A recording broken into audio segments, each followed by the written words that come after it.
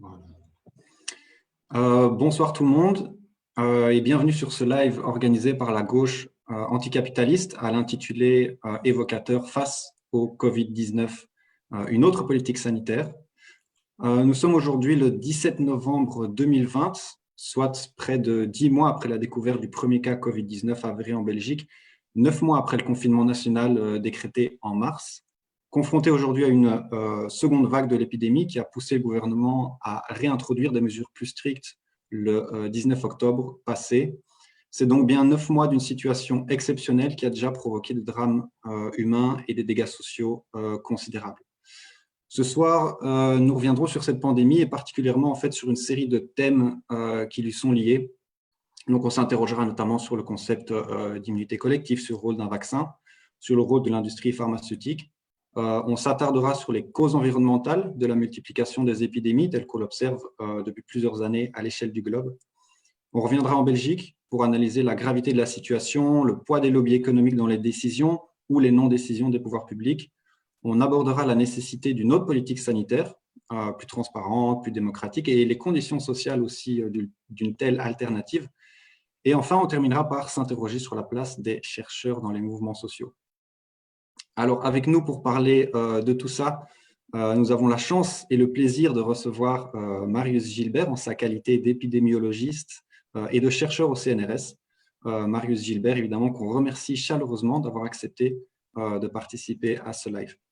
Alors, en notre compagnie également, et qui mèneront le dialogue avec notre invité, on a Fanny, membre de la gauche anticapitaliste, et Daniel, activiste éco-socialiste, également membre de la gauche anticapitaliste et auteur du récent Trop tard pour être pessimiste. Alors, la soirée va se dérouler de la façon suivante. On aura une première partie d'échange entre Marius, Fanny et Daniel. Donc là, on va compter à peu près 1 heure, suivie d'une seconde partie de questions et réponses avec le public. C'est pourquoi n'hésitez pas à formuler et poster vos questions dans les commentaires à la vidéo. Une partie d'entre elles seront relayées par Fanny et Daniel. Bien sûr, oui, je précise quand même, abstenez-vous cependant si le contenu de votre contribution est injurieux ou malveillant. De toute façon, il y aura une modération.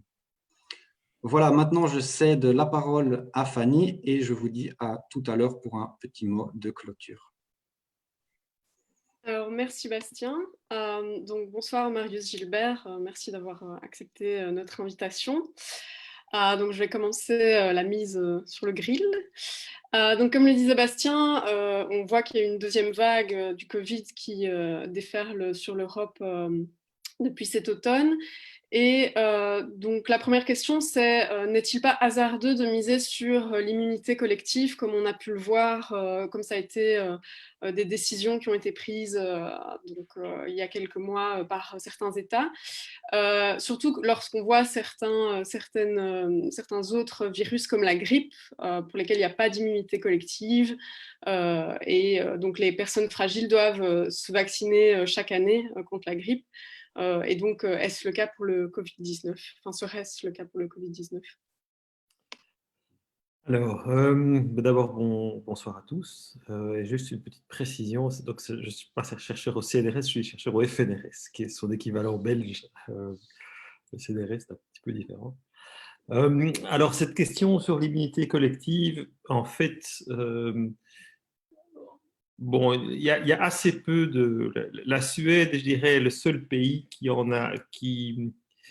s'en est rapproché, et même en fait très rapidement, ils s'en sont un petit peu écartés en fait dans le discours politique. Il n'y a aucun pays qui vraiment n'a assumé cette idée d'immunité politique jusqu'au bout, parce qu'en fait, ils se sont assez vite rendus compte que c'est une idée qui était extrêmement dangereuse.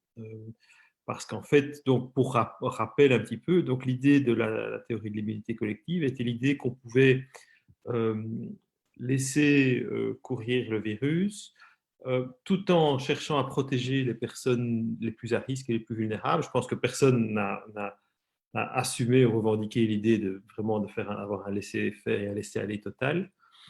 Mais les défenseurs de l'immunité collective disaient, voilà, pourquoi ne pas laisser la maladie se propager naturellement ?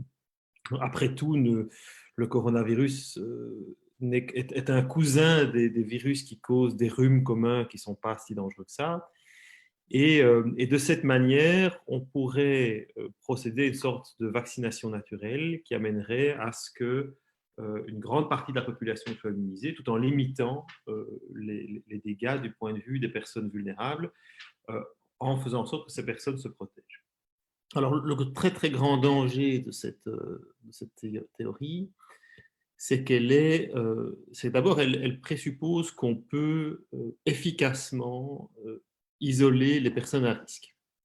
Or, les personnes à risque, c'est qui? Ce sont, on le sait, les personnes âgées, sans nécessairement de facteurs de risque additionnels. Donc, le premier facteur de risque, entre guillemets, c'est simplement d'être âgé.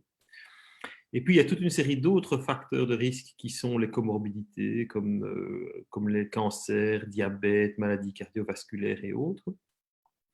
Et puis, il y a aussi un certain nombre de personnes qui font des formes très sévères, qui se retrouvent aux soins intensifs, parce qu'elles sont plus susceptibles, c'est-à-dire qu'elles ont, on ne sait pas très bien lesquels, mais des facteurs prédisposants, mais qui ne sont pas liés à une autre maladie. Et donc, on se rend bien compte que d'abord, ces personnes-là, on n'arrive pas à les identifier, et que même les personnes qu'on arriverait à identifier comme personnes à risque, ça signifierait de les isoler de façon très très forte socialement du reste de leur famille, de leurs amis, de la société pendant de longs mois.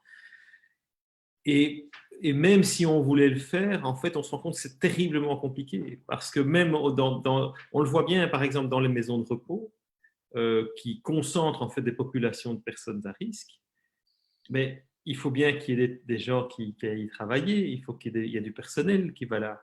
Et ce personnel-là, dès le moment où on a une maladie qui présente un certain nombre de cas qui sont asymptomatiques, le virus peut rentrer. Donc, en fait, cette théorie de l'immunité collective partait d'un postulat qui est en fait un postulat qui est absolument invérifiable et extrêmement dangereux. Et puis en plus, elle avait derrière ça, elle se basait quand même sur une vue de la société qui est pas loin d'un darwinisme social où voilà, que les plus forts survivent et que les plus faibles, c'est pas très grave, ou qu'ils se protègent eux-mêmes et qu'ils n'embêtent pas les jeunes et vaillants de continuer à vivre leur vie normalement. Donc voilà, donc, à tous égards, c'est une théorie qui est assez indéfendable. Et alors, il y a eu toute cette histoire, on revient beaucoup avec la Suède, parce que la Suède, en fait, est le pays qui s'en est le plus rapproché dans sa gestion de l'épidémie, en ayant une politique notamment de gestion de la première vague qui était basée vraiment sur la responsabilité individuelle, en demandant aux gens d'assumer leur protection par leur comportement, et la protection collective aussi par leur comportement. Et alors, si on compare le bilan de la Suède par rapport à celui de la Belgique, on peut revenir après sur le bilan de la Belgique, mais il n'est pas si mauvais.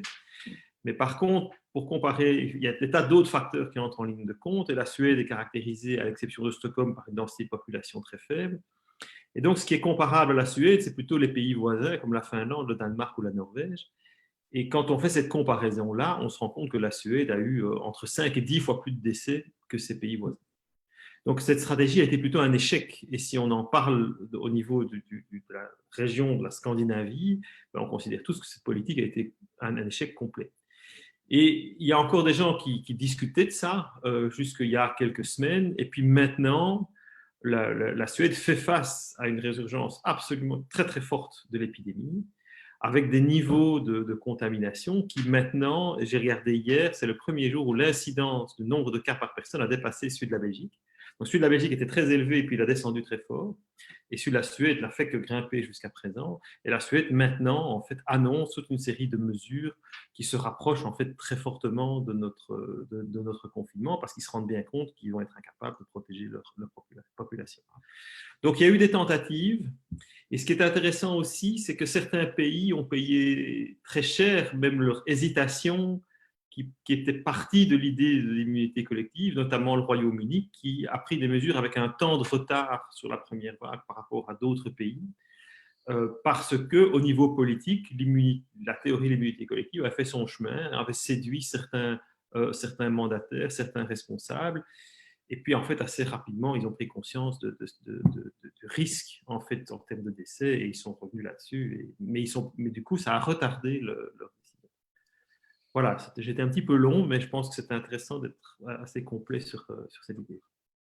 Oui, de toute façon, on reviendra sur la question des mesures qui visent la responsabilité individuelle. Mais donc aussi au niveau du Covid, ça signifie que tant qu'on n'a pas de vaccin, on risque d'être exposé à des vagues successives alors. Ça, c'est clair. Alors, il y a juste une chose, bon, c'est qu'en fait, lorsque l'épidémie touche quand même une certaine quantité de gens lors de la première vague, lors de cette seconde vague, donc on estime maintenant qu'il y a à peu près, si on cumule la première et la deuxième vague, à peu près 15% de la population qui a dû faire une infection Covid en Belgique. Et donc, il y a malgré tout une forme d'immunité collective, mais à quel prix? Parce qu'il y a 15 personnes, on est maintenant, je ne sais plus, à 14 000 décès, je pense. On peut faire le calcul du nombre de décès qu'il faudrait pour arriver aux 60-70% de personnes qui ont fait l'infection. Donc, ça serait assez considérable.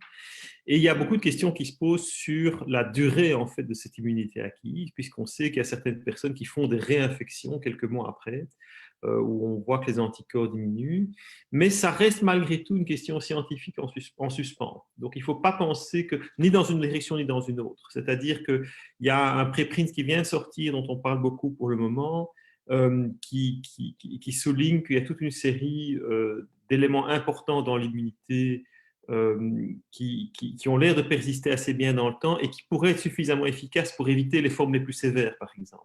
Donc, qui n'empêcheraient pas de retomber malade, mais qui seraient suffisants pour empêcher de faire les formes les plus sévères. Donc, c'est une question qui n'est pas encore tout à fait tranchée, cette question de la durée de l'immunité qui peut être acquise soit par une infection naturelle, soit par un vaccin sur lequel il y a énormément d'entreprises qui travaillent. Donc là, c'est vraiment encore un grand point d'interrogation et c'est un point d'interrogation très important parce qu'en fait, il conditionne complètement les stratégies et les politiques publiques qui peuvent être pensées par rapport à la vaccination. Oui. Et donc en termes, en ce qui concerne le vaccin, donc on a vu plusieurs sorties dans les médias. Quand est-ce qu'un vaccin pourra, selon toi, être disponible? Et sera-t-il accessible à tous et toutes? Et puis on a vu aussi que Pfizer donc, a fait une sortie en disant qu'il sortirait un vaccin et il a grimpé en flèche en bourse alors qu'il est subsidié par l'UE. Et donc n'est-il pas choquant que l'industrie pharmaceutique s'enrichisse grâce à cette pandémie? Bon, toutes les entreprises pharmaceutiques se sont engouffrées dans ce marché qui est un marché, donc ça n'a rien de nouveau. Et que les entreprises pharmaceutiques, de certaine manière, spéculent sur leurs annonces, n'a rien de nouveau non plus. Maintenant, je pense qu'elles prennent un risque gigantesque à le faire si derrière ça, il n'y a pas une réalité biologique en termes de résultats expérimentaux. Il y a eu à un moment, je pense, il faudrait que je ne me souviens plus de quelle entreprise il s'agissait, une entreprise comme ça qui avait fait une annonce aux États-Unis et visiblement c'était un mouvement qui était de nature purement spéculative pour essayer de faire remonter sa cote et derrière ça s'est complètement effiloché au niveau des résultats expérimentaux. Ici, ce n'est pas le cas, je pense, et je pense qu'il prendrait vraiment un risque gigantesque à le faire. Maintenant, effectivement, il y a la question des coûts, et c'est vrai que c'est une question qui va se poser, et il y a une négociation qui, je pense, va être très dure entre ces entreprises pharmaceutiques et l'Union européenne, puisque c'est l'Union européenne, en fait, qui négocie des achats groupés pour un certain nombre de pays qui en font le souhait. On peut très bien imaginer qu'ils conditionnent l'achat d'un certain nombre de vaccins avec le rachat d'un certain nombre de vaccins un an plus tard ou qu'ils fassent des espèces de contrats groupés parce qu'ils sont clairement, en tout cas ceux qui ont des résultats encourageants, sont dans une position de force du point de vue de la santé publique. Et même si les coûts, voilà, donc en Belgique, l'ambition du gouvernement, c'est de vacciner 80% de la population avec un vaccin gratuit. Donc, ils l'ont annoncé hier. On parle d'un vaccin dont le coût qui serait facturé serait autour de 40 €, mais ça fait un budget de, je sais pas, presque 300 millions d'euros. c'est pas rien, même pour des finances publiques. Alors, c'est pas grand-chose par rapport à ce que coûte le confinement, et les entreprises pharmaceutiques le savent bien. Donc, elles sont clairement, donc il y a un rapport de force purement économique qui est là, qui va se jouer dans les toutes prochaines semaines. Et, effectivement.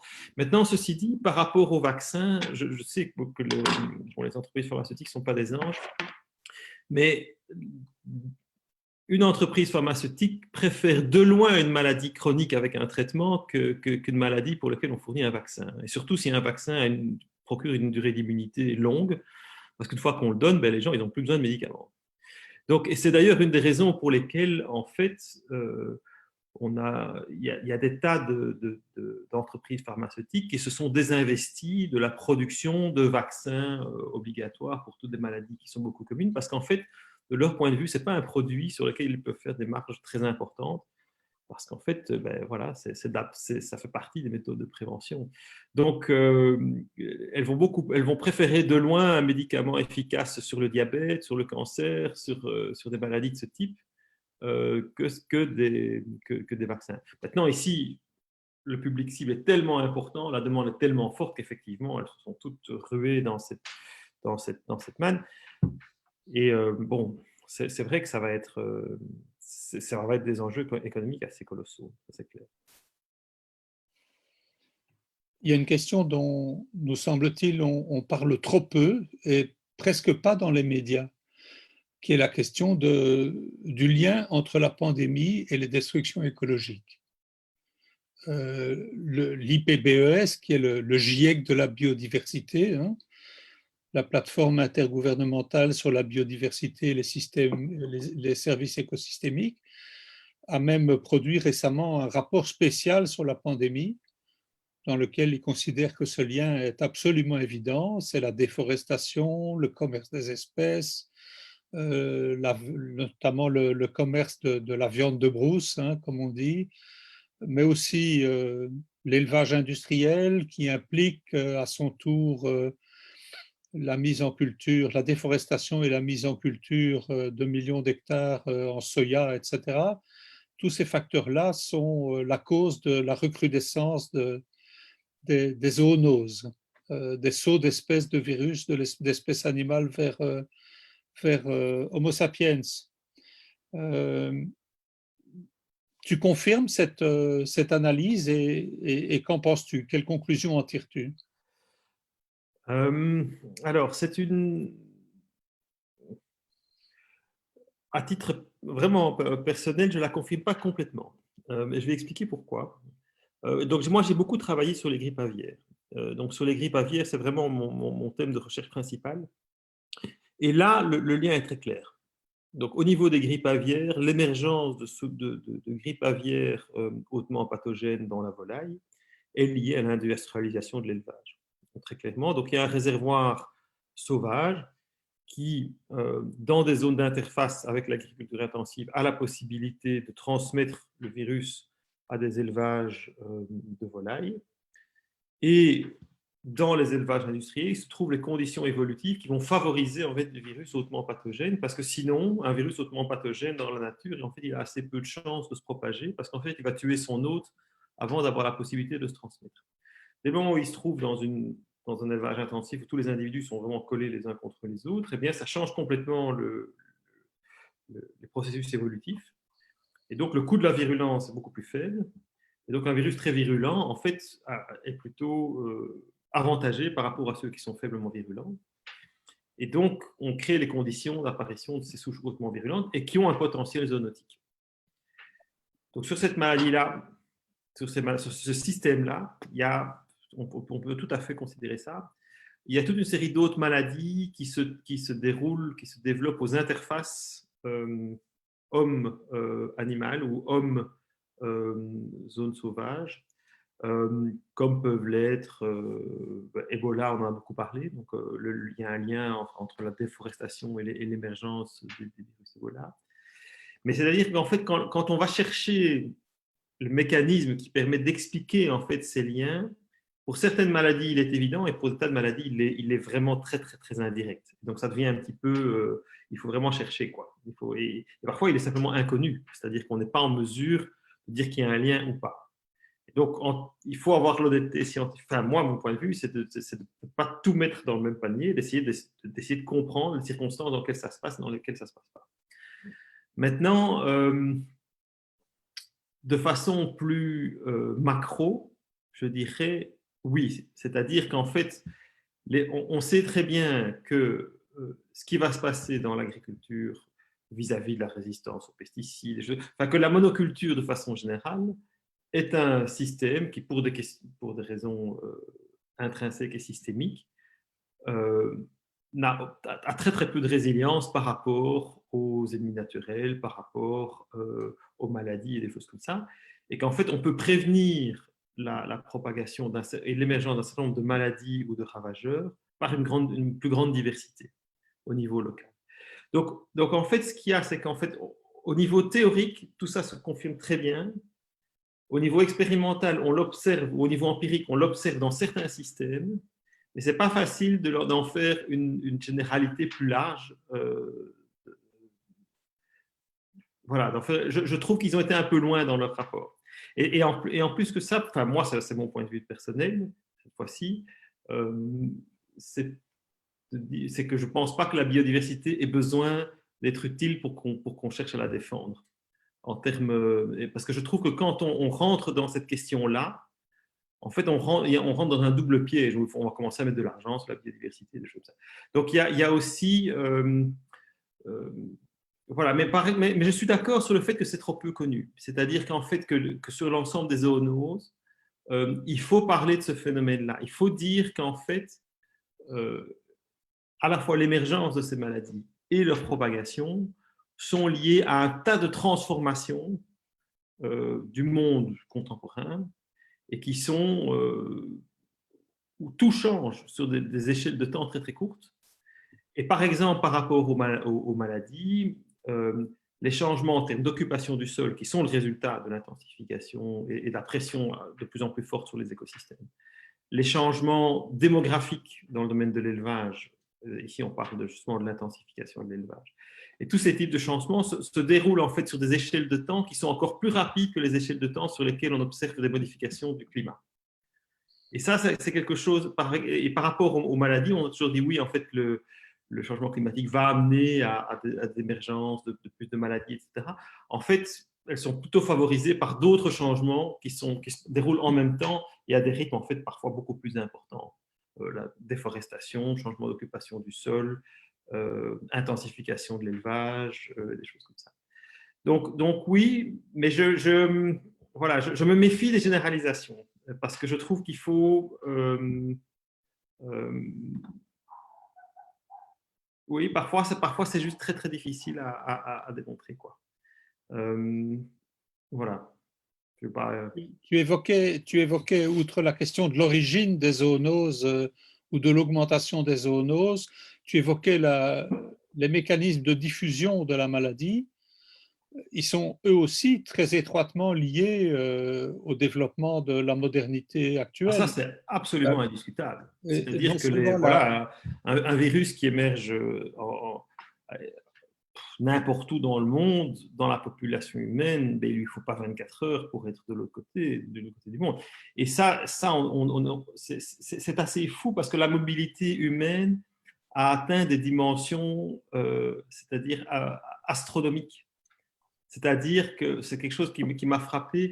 J'avais vu ce chiffre lors d'une conférence justement sur les maladies émergentes et les changements globaux, où un chercheur s'était amusé à faire le calcul de si on mettait bout à bout en fait tous les trajets et les personnes transportées. Donc, par exemple, si on dit si on a un avion avec 100 personnes qui fait 1000 km, on considère que c'est comme s'il y avait une personne qui avait voyagé de 100 000 km. Et puis, si on fait ça sur une année, on a des distances il faut compter en unités astronomiques. C'est-à-dire que je pense que c'était 18 000 fois la distance Terre-Soleil. Enfin, on arrive dans des quantités qui, pour moi, étaient réservées à la physique théorique ou à la physique de l'astronomie. Et ça donne la mesure des transformations en termes de mobilité qu'on a mis en œuvre sur la Terre, quoi. C'est absolument colossal. Mais outre la mobilité, il me semble qu'il y a d'autres éléments qui méritent d'une discussion. On dit souvent, tu en as parlé pour ce qui est de l'immunité collective, c'est la densité de la population, mais est-ce que la densité de la population ne doit pas être considérée en combinaison avec la pauvreté de la population, avec l'exiguïté des logements, avec les difficultés de l'accès à l'eau, etc. Ça, c'est tout à fait clair et on le voit très bien,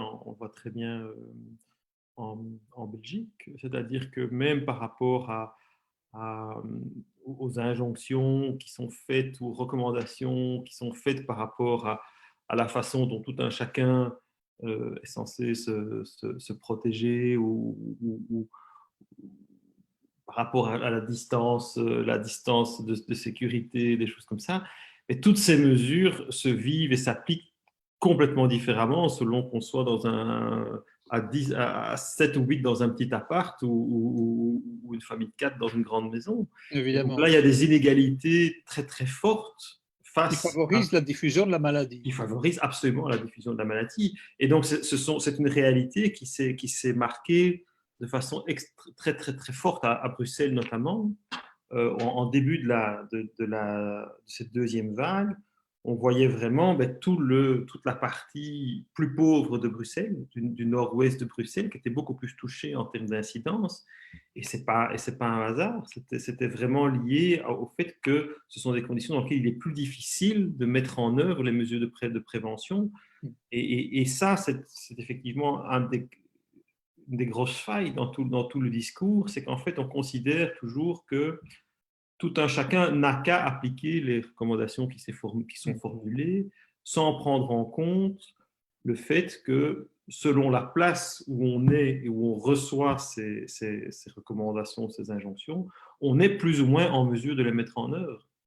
Et si Fanny, je me permets de t'interrompre parce que je vois que le temps court et Fanny reviendra sur la discussion sur les questions structurelles. Mais je voulais encore te poser une question en ce qui concerne le lien entre la pandémie, sa diffusion, son origine et la question environnementale. Il y a eu, à ma connaissance, au moins 3 études scientifiques montrant que la pollution de l'air aux particules fines était un facteur favorisant la propagation ou la morbidité au Covid.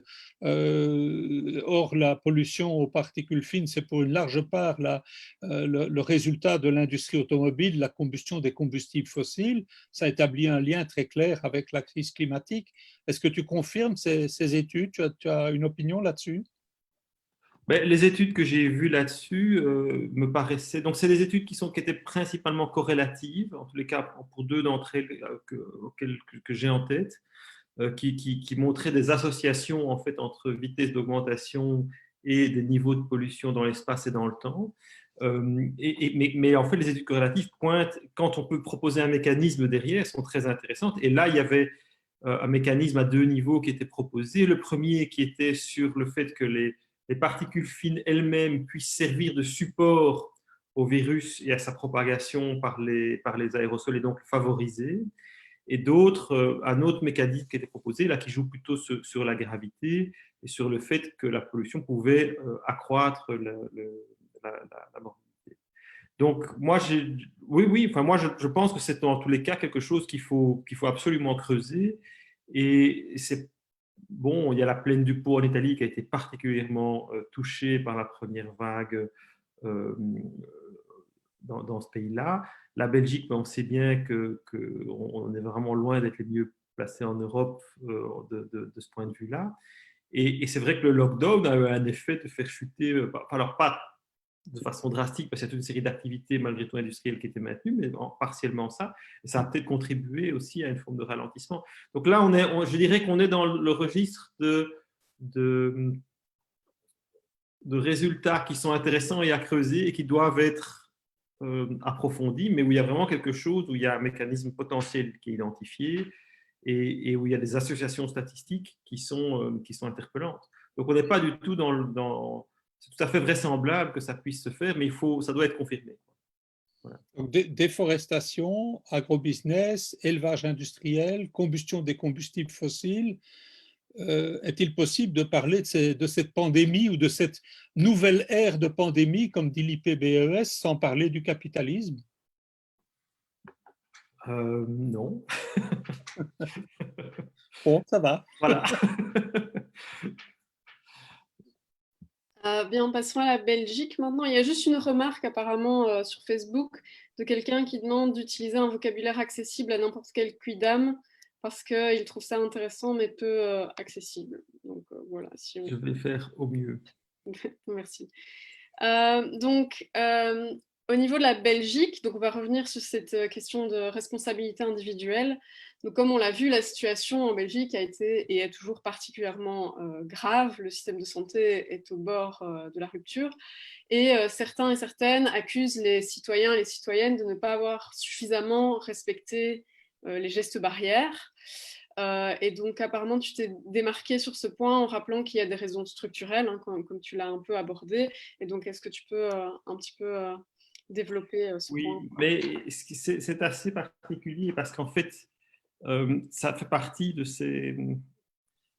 Il y a du vrai et du faux là-dedans. C'est-à-dire qu'en fait, c'était très surprenant. C'est-à-dire qu'au début de cette deuxième vague, donc moi j'ai participé au comité d'experts au niveau de Bruxelles. Et donc on était très inquiets parce qu'en fait, c'était une période où, de plus en plus au niveau institutionnel, on parlait de mesures qui soient différenciées selon les régions ou selon les communes en fonction du niveau d'incidence. Et donc, on se retrouvait face à une situation où, à Bruxelles, dans les régions les communes les plus pauvres de Bruxelles, du nord-ouest de la ville, c'est là que l'incidence était la plus élevée à ce moment-là.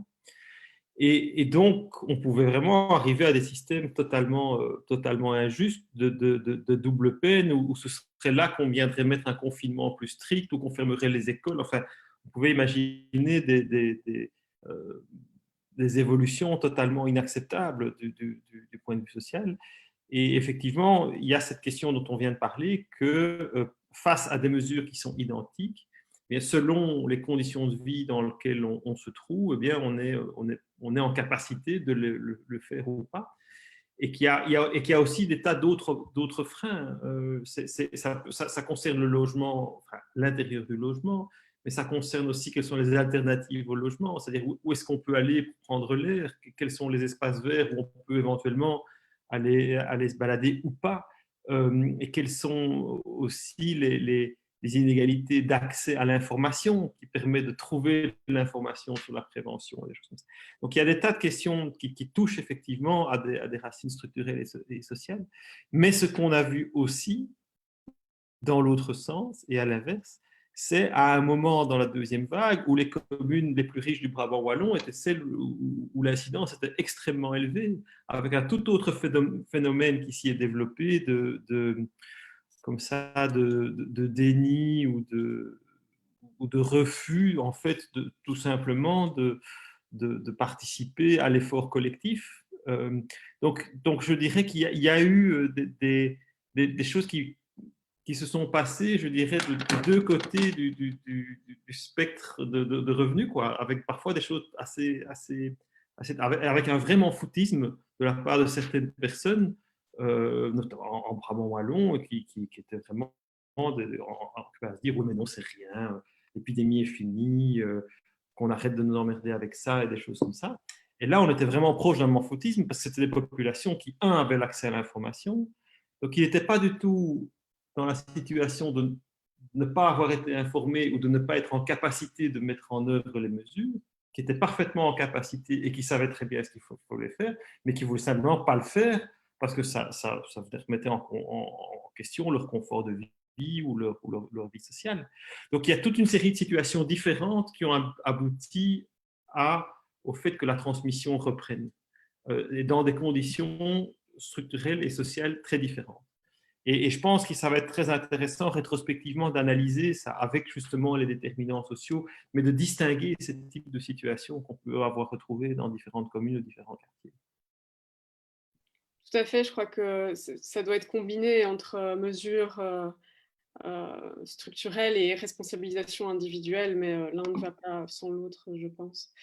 Au niveau de l'économie, donc fin avril, le VOCA, qui est donc un organisme de patrons néerlandophones, enfin du côté flamand, voulait directement un redémarrage rapide de l'économie. Et quelques jours plus tard, donc la FEB, qui est l'équivalent francophone, hein, donc les patrons francophones, l'un d'eux a déclaré que, soi-disant, l'endroit où on travaille est peut-être l'endroit le plus sûr pour ne pas être contaminé. Mais Cienzano refuse de collecter des données sur le lien entre profession et contamination. Donc déjà, pourquoi ce refus? Et donc ça pose aussi la question, vu les mesures qu'on a vues mises en place, notamment durant la deuxième vague, de d'abord fermer l'Horeca, la culture, etc., mais de laisser les Primark et les H&M ouverts, et aussi de laisser les industries non essentielles ouverte. Donc la politique sanitaire du gouvernement n'est peut-être pas déterminée en fonction des intérêts des entreprises du secteur productif. Non, tout à fait. Et ils sont dans la parfaite continuité de ce qu'a été le déconfinement après la première vague, où on a d'abord déconfiné ce qu'ils avaient appelé poliment le business to business. Mais donc, en fait, c'est l'industrie, c'est les fabrications de voitures, etc., avant de déconfiner le commerce de détail, avant de déconfiner l'Horeca et des choses comme ça. Donc, on veut être cohérent. Bon, je pense que le souci, ben bon, moi, à ce moment-là, j'ai participé aux discussions au sein du GAZE, et c'est vrai que je ressentais, c'était une expérience tout à fait, c'est un domaine qui n'est pas le mien, hein, donc discuter avec des économistes, des choses comme ça, c'est pas mon domaine, mais c'était intéressant de le faire. Mais il y avait Pierre Wunsch, qui est le gouverneur de la Banque nationale de Belgique, qui était dans le GAZE, et Johnny Theys, qui était vraiment, lui et Johnny Theys étaient vraiment les deux, au sein du GAZE, les deux représentants les plus durs, je dirais, de ce courant-là. Et Pierre Wunsch était très terriblement inquiet. En fait, lui, il avait peur d'une forme de décrochage complet de l'économie. C'est-à-dire, il disait, voilà, on est en territoire inconnu, et chaque semaine qui passe, on s'avance encore un peu plus loin en territoire inconnu. Donc ça, c'était sa grande peur, et il revenait beaucoup avec ça. Alors que, bon, il y a quand même pas mal d'autres économistes qui, très rapidement, ont dit qu'en fait, bon, ben, qu'il y avait suffisamment de garanties au niveau européen pour qu'un certain nombre de pays puissent ne pas trop s'inquiéter d'un décrochage de ce type. Mais il est clair que la pression était là et très forte pour que l'économie puisse reprendre au plus vite, et en particulier tout le travail dans les entreprises des différents secteurs. Et que là, il y a clairement eu un peu de la musculation de leur part pour dire qu'il n'y a pas de transmission chez eux. C'est absolument pas vrai. Donc, on voit bien dans les données par exemple, de Santé publique France, il n'y a pas de raison que ce soit très différent en Belgique qu'en France, mais le monde du travail est un des tout gros. Il y a la transmission intrafamiliale, et puis il y a la transmission sur le lieu de travail. Et ce n'est pas un hasard, c'est l'endroit où on passe une énorme partie de sa journée. Et on le sait bien que toutes les entreprises ne vont pas appliquer les recommandations sanitaires de la même manière. Et il y a eu toute une série de contrôles, et il y a eu énormément d'infractions qui ont été identifiées dans le monde du travail sur l'ensemble de la période depuis qu'il y a les protocoles sanitaires qui ont été en place. Et on en parle assez peu de cet aspect-là. Donc oui, évidemment, c'est un environnement dans lequel il peut y avoir de la transmission, comme il peut y avoir de la transmission à l'école, comme il peut y avoir de la transmission dans l'Horeca, et comme il peut y avoir de la transmission dans les familles. Alors la part respective de ces différents grands compartiments, elle n'est en réalité pas si simple à établir, parce qu'elle pose des vraies difficultés, et ça, on en revient en fait à l'ambition qu'on s'est fixée pour notre tracing. Et notre tracing n'a jamais eu une ambition vraiment de remonter très très loin les chaînes de transmission, pour vraiment établir quelle en était l'origine. Mais très clairement, c'est un compartiment très important dans la transmission. Donc, au niveau de la stratégie, donc on voit, comme tu l'as dit, les contrôles des mesures sanitaires dans les entreprises est quasi inexistant. Et donc, je pense qu'il y avait un article de l'Écho qui citait 51% des entreprises ne respectent pas les mesures sanitaires. Et donc, il y a des mesures très dures, comme on le voit, donc de restrictions sur la vie sociale, culturelle, familiale. mais ne servent-elles pas, en termes de stratégie pour le gouvernement, à compenser en fait, les contaminations qui continuent sur le travail, dans les écoles et dans les transports? Qu'il y a Euh, un ben, calcul. oui, c'est-à-dire que je pense qu'effectivement, il y a, c'est-à-dire, on a un espèce de, on peut le voir presque comme un budget de contact, hein. C'est-à-dire on a un budget de contact infectieux, et on sait que si on a en dessous d'un certain nombre de contacts infectieux sur l'ensemble de la population, eh bien, on peut garder l'épidémie plus ou moins sous contrôle. Et que si on dépasse ce nombre de contacts infectieux, eh bien, à ce moment-là, l'épidémie reprend. Et donc, à un moment, on se pose la question, comment est-ce qu'on alloue c'est presque une réflexion de type budgétaire, comment est-ce qu'on alloue ces contacts? Et il est clair que dans les priorités, le monde du travail n'a pas été une priorité pour diminuer Alors, oui et non, parce qu'il y a quand même eu toute cette recommandation sur le télétravail, mais on a bien vu que c'est une recommandation qui a été quand même très bien suivie pendant la première vague épidémique. Les entreprises ont vraiment joué le jeu, mais lors de cette deuxième vague, ça a beaucoup moins été le cas. C'est-à-dire que, alors même que le télétravail est très, très, très fortement recommandé, alors qu'il n'était pas encore obligatoire, mais il y avait des tas d'entreprises qui disaient oui, bon, on cause toujours, nous on continue parce que ça pose des tas de problèmes, c'est plus compliqué, des choses comme ça. Donc, voilà. Mais bon, et il faut reconnaître aussi que le télétravail n'est pas une panacée non plus, et qu'il y a des tas de gens qui souffrent énormément du télétravail parce d'être complètement coupés socialement de tout contact réel avec des collègues, des choses comme ça. Donc, je ne me fais pas le défenseur ici du télétravail, mais je dirais que les recommandations vis-à-vis du monde professionnel sont passées d'une part par les protocoles, par l'établissement de protocoles qui devaient être suivis sur le travail, et par ces recommandations sur le télétravail, mais ça s'est limité à ça. Et on n'a pas vraiment évoqué la question de la fermeture, et on a d'abord voulu fermer toute une série d'autres choses avant de fermer ça c'est clair. Mais donc, selon toi, parce qu'on voit quand même un certain deux poids, deux mesures, surtout pour la seconde vague, il y a beaucoup d'entreprises qu'on pourrait qualifier de non essentielles qui continuent à être ouvertes, hein. On pourrait penser des usines d'armement ou des choses comme ça. Donc, est-ce que selon toi, il faudrait, pour la deuxième vague, fermer ces entreprises aussi? Par cohérence, oui. C'est-à-dire qu'effectivement, je ne vois pas tellement de raisons pour lesquelles on devrait considérer que certains commerces non essentiels devraient fermer et d'autres entreprises qui ne le seraient pas pourraient continuer à travailler, ou les raisons pour lesquelles d'autres secteurs qui ne sont pas des secteurs, enfin qui sont, je ne sais pas moi, enfin, le plus grand perdant dans toute cette histoire, c'est la culture, hein, qui a été considéré comme un secteur, alors là, vraiment pas du tout essentiel. Et ça a été complètement, vraiment, c'était le tout dernier à être déconfiné. Et, alors qu'en réalité, c'est un secteur où, avec les protocoles, on peut vraiment faire des événements qui sont coronacés. Enfin, il y a vraiment moyen. Il y a vraiment moyen. Et donc là, très clairement, il y a oui, des choix qui sont de nature tout simplement politique. Donc, si vous voulez, bon,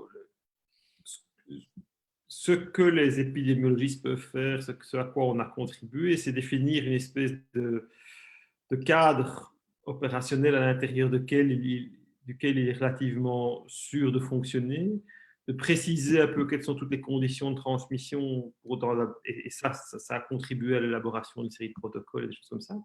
Mais ça ne change rien, je dirais, au rapport de force déjà qui existe dans le monde du travail, du fait que même si certaines personnes veulent appliquer strictement les protocoles sanitaires et que leur chef ne veut pas, ben, et sur le rapport de force, il n'a pas changé par rapport à la situation pré-corona. Le fait qu'il y ait des infractions, il y en a un certain nombre qui ont été constatées, des choses comme ça. Donc, rien n'a fondamentalement changé dans les rapports de force qui peuvent s'établir dans le monde du travail. Et c'est venu juste à la limite encore plus venir rajouter une couche et une pression supplémentaire parce que c'est un truc en plus à gérer et qui complique et qui tend encore un peu plus ce monde-là qui, dans un certain nombre de situations, est déjà extrêmement tendu à la base. Donc, je pense qu'il n'y a pas grand-chose à attendre en termes de révolution copernicienne de ce point de vue-là. Ça, c'est clair. Oui, donc il faut changer le rapport de force. Et travaillant dans un musée, je peux confirmer que qu'on a été les premiers, les premiers à confiner et les derniers à déconfiner. Je laisse la parole à Alain. Mais je vais encore poser une question sur les mesures structurelles parce que tu n'as pas répondu à la question précise sur Cienzano. Pourquoi refuse-t-il obstinément de donner des chiffres et de les collecter sur le lien entre certaines professions et la pandémie? Ce serait tout de même une indication précieuse pour une politique sanitaire cohérente. Et donc, si tu veux, moi, au moment où... alors, ce que j'en ai vécu, c'est que la mise en place de cette base de données gouvernementale auquel Cienzano a contribué, s'est fait dans des conditions assez obscures, dans lesquelles se mêlaient, ça s'est fait très rapidement, très mal. Il y a eu quelques réunions, moi j'ai participé à 2 réunions où j'ai fait cette demande spécifiquement, et il y avait énormément de choses, de freins par rapport à la protection de la vie privée. C'est-à-dire que, je n'en fais absolument pas mon argument, hein. Donc, pour moi, il aurait fallu absolument, c'est quelque chose qui aurait été vraiment utile d'un point de vue à la fois social et épidémiologique. Ça se fait dans d'autres pays d'ailleurs. De connaître la profession des personnes qui sont positives, pour savoir dans quel contexte professionnel la transmission se déroule ou pas. Ça aurait été une information utile d'un point de vue scientifique. Et c'est vrai qu'au final, cette information n'est pas collectée. Et alors, je ne sais plus où est-ce que ça a bloqué, à quel niveau. Il faudrait que je retourne voir. Mais effectivement, mais Cienzano n'est pas le seul interlocuteur dans la construction de cette base de données de collecte d'informations liées au tracing, parce que ça relevait aussi fortement du ministère de la Santé. Et donc, il y a eu toute une série de discussions parfois très tendues entre Cienzano et eux. Et donc, ce n'est que, par exemple, une des raisons pour lesquelles il n'y a pas eu d'identification de cluster jusqu'à présent, c'est que jusqu'à 1 ou 2 semaines, jusqu'à 2 ou 3 semaines, Cienzano n'avait pas l'accord légal qui lui permettait de traiter toute une série de données qui étaient récoltées dans le cadre du tracing. Donc, il y a une responsabilité partagée entre Cienzano et le ministère de la Santé de ce point de vue-là, mais Cienzano n'a pas toujours eu la possibilité de faire ce qu'il voulait non plus, du point de vue de la collecte de données. Je vais t'interrompre encore une fois parce qu'on voudrait parcourir l'ensemble des questions qu'on voulait traiter avec toi. Et tu as à plusieurs reprises déclaré dans les médias que l'efficacité d'une politique sanitaire dépendait pour une très large mesure de la conscientisation et de la participation de la population. Et l'exemple que tu donnes, à contrario du Brabant wallon, des gens qui s'en fichaient complètement alors qu'ils étaient informés qu'ils avaient les moyens, montre que c'est même une question absolument clé. Mais la conscientisation et la participation demandent tout de même la transparence. Est-ce que la politique du gouvernement belge ou des gouvernements belges qui ont géré cette pandémie n'est pas aux antipodes de cette transparence? Une question qui m'a frappé, qui me semble élémentaire, c'est que la plupart des rapports des groupes d'experts qui ont été constitués par les politiques sont restés confidentiels, non publics. Je suis entièrement d'accord. Donc, c'était ma première demande quand on a commencé les travaux du GAZE. On a demandé directement à ce que nos rapports soient publics. Moi, j'y tenais à titre personnel parce que je trouve que c'est un élément essentiel de transparence démocratique. Et même, c'est une forme aussi de de protection, d'honnêteté, de faire en sorte que notre travail ou que nos conclusions ne soient pas déformées. Et qu'on puisse, et avec Céline Nibouedeus, notamment, qui était particulièrement sensible aux questions sociales, elle a beaucoup insisté pour qu'une série de choses figurent dans le rapport, et on a insisté beaucoup pour que le rapport soit public, pour qu'elle puisse montrer que, malgré tout, ces questions-là avaient été rencontrées dans le rapport, et que si elles n'étaient pas reprises, après, c'était une responsabilité du politique. Mais donc, le fait de rendre ces rapports publics pouvait aussi être une forme, entre guillemets, de protection pour que le politique ne se serve pas, sans qu'on sache très bien comment, de notre rapport pour dire oui, c'est les experts qui nous ont dit ceci, ou en allant y piocher uniquement ce qui les arrange et en y laissant ce qui ne les arrange pas. Donc on a demandé très tôt, et il a fallu beaucoup de temps pour que les rapports du Gué soient finalement publics. Donc ils ont finalement été publiés par la Première ministre. Mais il y a toute une série d'autres organes, et c'est en fait cette décision au niveau belge, c'est un fouillis. Hein. Donc, il y a le Risk Assessment Group, il y a le Risk Management Group, il y a le Céleval, il y a le COFECO, enfin, même moi, je m'y perds entre les différents organes qui vont être impliqués à un moment ou l'autre dans les décisions concernant cette crise. Alors, le RAG, le Risk Assessment Group, il y a moyen de trouver leur rapport, mais c'est vraiment, ils ne sont pas faciles à trouver dans le site de Cienzano. Donc, parfois, il y a de la transparence, mais les choses sont rendues un peu opaques parce qu'en fait, c'est vraiment pas facile d'y arriver. Et puis, il y a effectivement, je trouve, énormément de défauts de l'approche de transparence. Et ça, c'est vraiment, je trouve ça dramatique. Je trouve vraiment ça dramatique parce que d'abord, on touche à des choses qui, du point de vue démocratique, sont fondamentales, c'est-à-dire qu'on vient vraiment bouleverser la vie de tout un chacun. Je trouve qu'il faut que ça se fasse dans des conditions auxquelles les gens puissent adhérer, et donc la transparence devient absolument essentielle. Et on a l'expérience de pays qui ont relativement bien géré l'épidémie, notamment l'expérience de Singapour, où ils ont été extrêmement clairs sur quelles mesures ils prenaient, pourquoi ils les prenaient, dans quelles conditions s'étaient construites les décisions, et des choses comme ça. Donc, en plus, même du point de vue effectif, on sait que ça donne des bons résultats.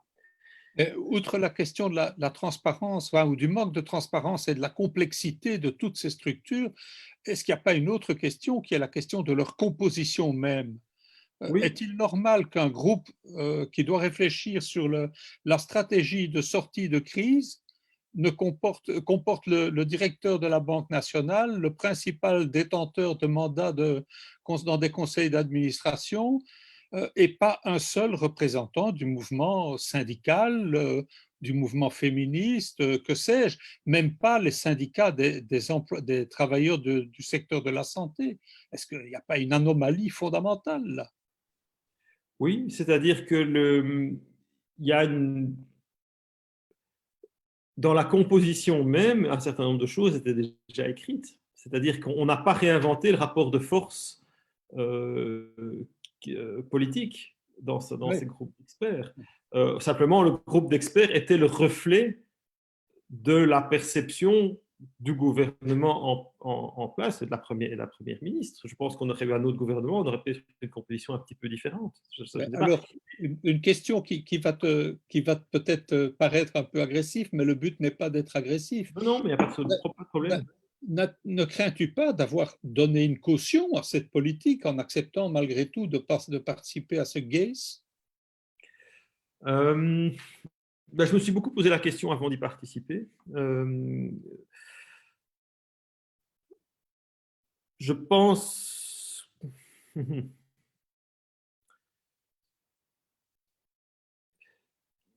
J'ai des avis partagés là-dessus. C'est-à-dire qu'il y a un côté que je pense on a joué un rôle vraiment d'aiguillon par rapport, si tu veux, à toutes les structures qui étaient en place et qui avaient du mal à fonctionner, trop compliquées, pas adaptées par rapport à l'urgence, des choses comme ça.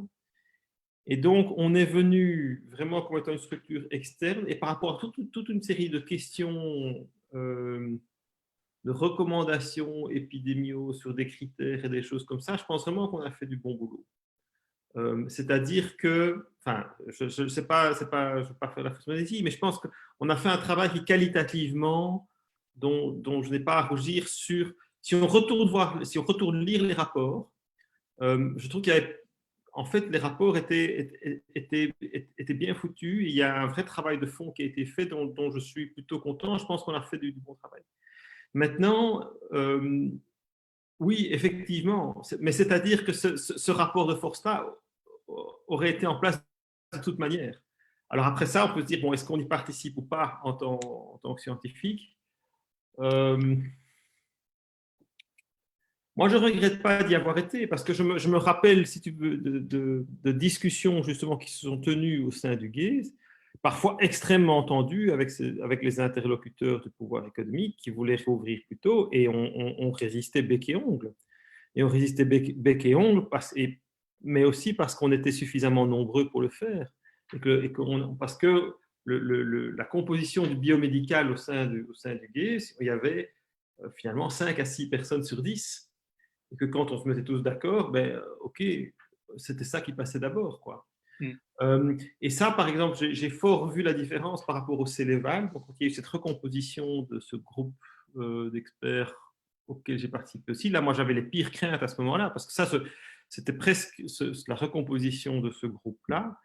Il n'y avait plus que 2 personnes du monde biomédical, mais avec une représentante du secteur des loisirs, avec Johnny Theys, qui était de nouveau de retour, avec Lieve Nannemans, qui est un économiste flamand qui ne faisait pas secret de sympathie pour les thèses d'immunité collective.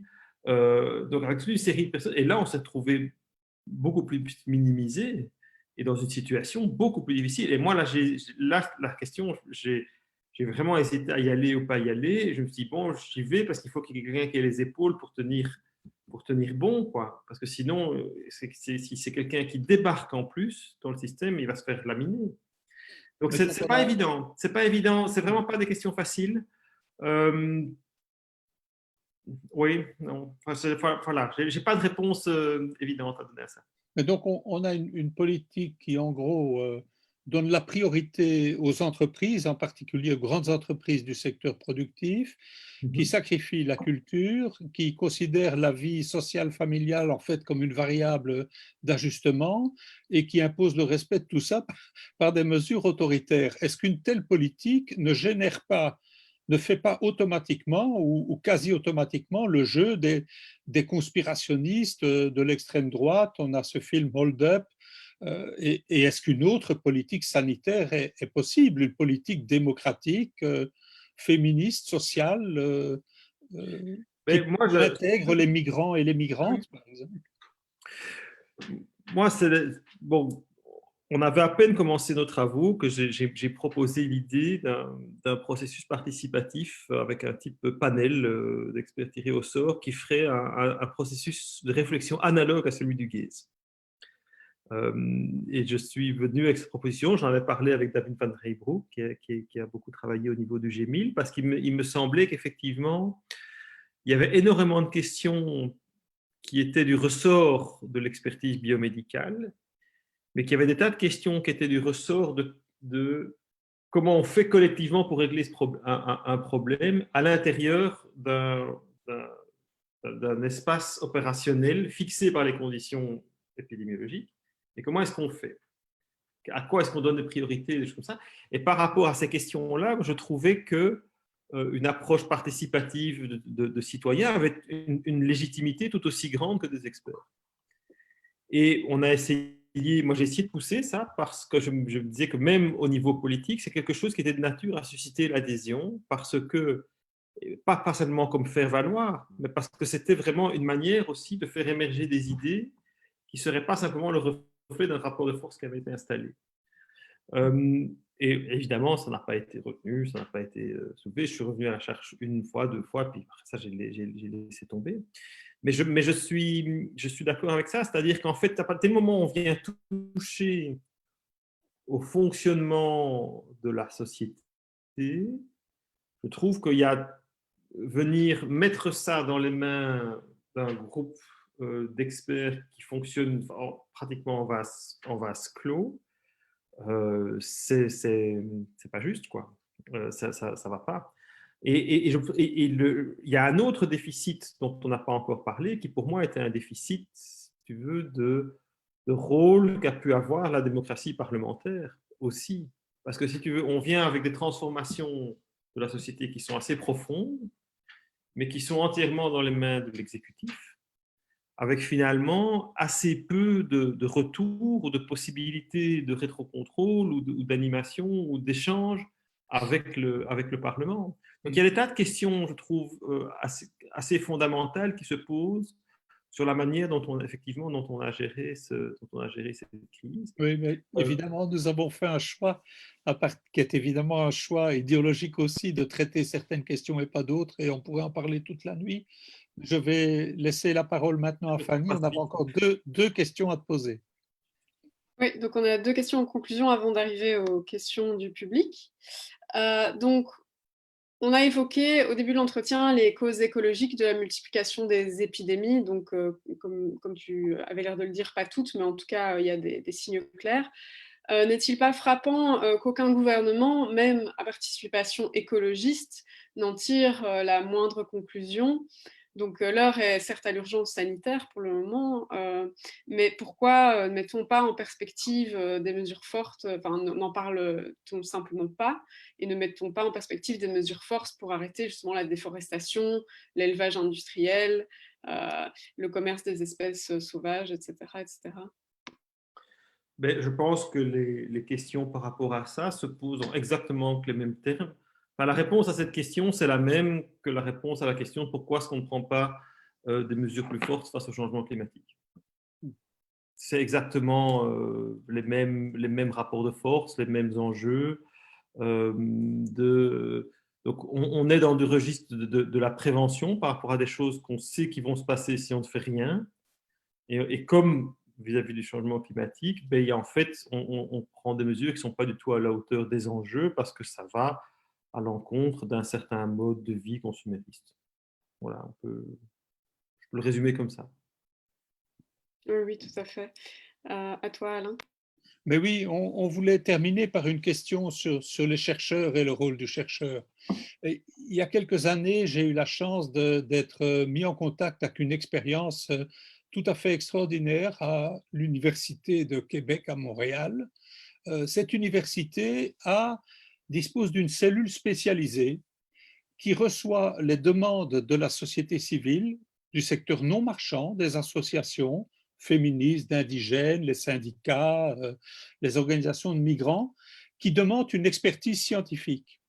Et l'université dépêche auprès de ces associations pour une durée d'1 an un chercheur qui est payé par l'université et qui mène une recherche participative, collaborative. C'est-à-dire que même la question ou les questions de recherche sont déterminées en concertation avec la partie demanderesse. Il me semble que c'est un exemple magnifique qui pourrait indiquer un autre type de rapport entre la recherche, les chercheurs, les chercheuses et la société civile, les mouvements sociaux.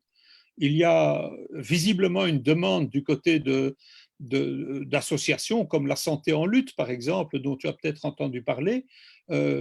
Pourquoi les chercheurs ne cherchent-ils pas le contact eux-mêmes, d'initier le contact avec des mouvements sociaux pour proposer leur expertise, le partage de leur savoir, sans prendre évidemment une position de prescripteur des orientations à suivre? C'est vraiment une question très, très, très intéressante parce que je peux pas parler au nom de tous les chercheurs. Je peux parler au travers de ma propre expérience et des chercheurs que j'ai côtoyés. Il y a beaucoup de personnes qui sont simplement passionnées par l'objet de leur recherche et qui sont venues à la recherche par une espèce de passion pour un objet, pour une question, pour un certain groupe d'insectes ici, pour des questions fondamentales de physique, des choses comme ça. Et donc, ce n'est pas, à mes yeux, une communauté, en tous les cas en sciences exactes, qui est extrêmement politisée, au sens d'être conscient de la place qu'elle occupe dans le corps social, de façon générale. Mais par contre, là où cette suggestion est très, très intéressante, c'est qu'on a assisté depuis 20 ou 30 ans à une pression assez forte institutionnelle et d'abord gouvernementale, portée par les politiques, et puis les institutions s'en sont fait le relais, pour que la recherche soit au service d'une forme de valorisation. Et avec le développement dans toutes les universités d'unités de valorisation, des choses comme ça, de façon à ce que l'innovation scientifique puisse alimenter la valorisation, etc. Mais je pense que ce que tu décris est une autre manière de venir coupler la recherche à des demandes ou à des besoins de la société et qui sont tout aussi légitimes et importants que la contribution que la recherche peut apporter au tissu économique. Et donc, et je pense effectivement que c'est quelque chose qui est très, très intéressant à explorer. Je pense que le terrain est beaucoup plus mûr du côté des sciences humaines pour se porter là-dessus. Et je pense qu'il y a d'ailleurs pas mal de recherches qui se font en sciences humaines dans ce domaine-là, avec des approches participatives, avec des approches délibératives, mais qu'on pourrait tout à fait développer des choses analogues. Ce serait assez passionnant. Je crois qu'on va passer aux questions du public, hein, Fanny, il est temps.